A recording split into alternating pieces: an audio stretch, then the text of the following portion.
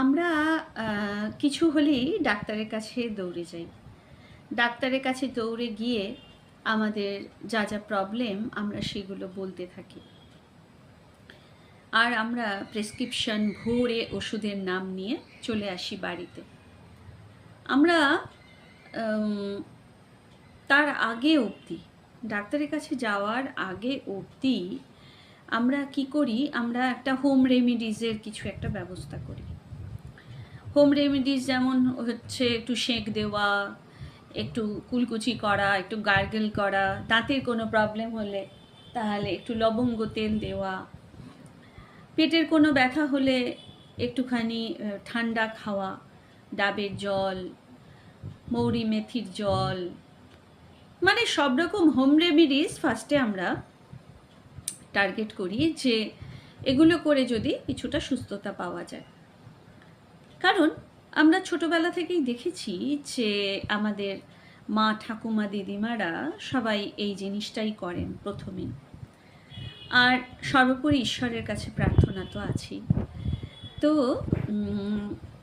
আমার একটাই কথা, সেটা হচ্ছে যে বিপদ আমাদের তো বলে আসে না, বা হঠাৎ করে আমরা দেখতেও পাই না বা জানতেও পারি না যে এই সময় আমাদের বিপদটা আসবে।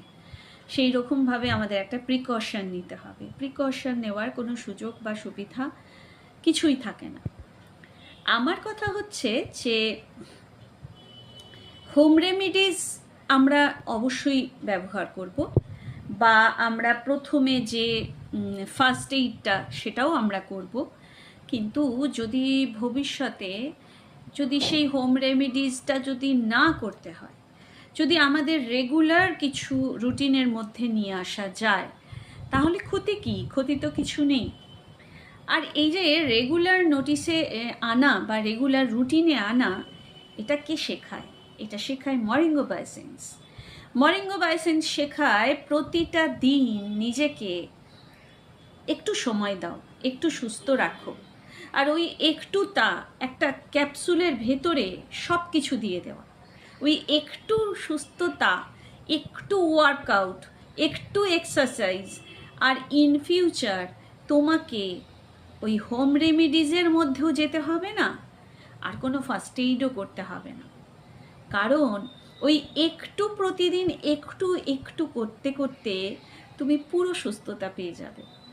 আর হ্যাঁ, বিপদ তো আসতেই পারে, আর বিপদ আসলে পরে তোমার যে শরীর